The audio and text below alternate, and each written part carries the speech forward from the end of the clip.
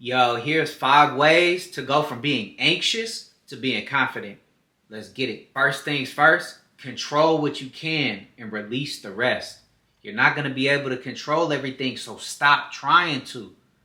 But the things you can control, be responsible for that. Second thing, small wins build momentum. So enrolling in a little class, hitting that gym, whatever you need to do to build small wins in your life, those compound.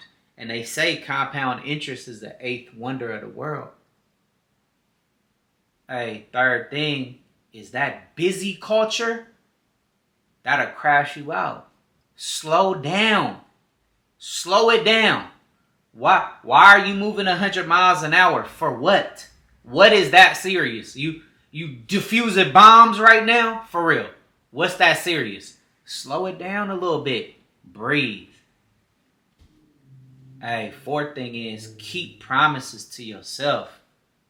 Why are you telling yourself stuff and then doing something different? Keep those promises to yourself because those add up. Hey, and last but not least, give yourself a task. Give yourself a mission. Set out some goals for yourself and then reach them.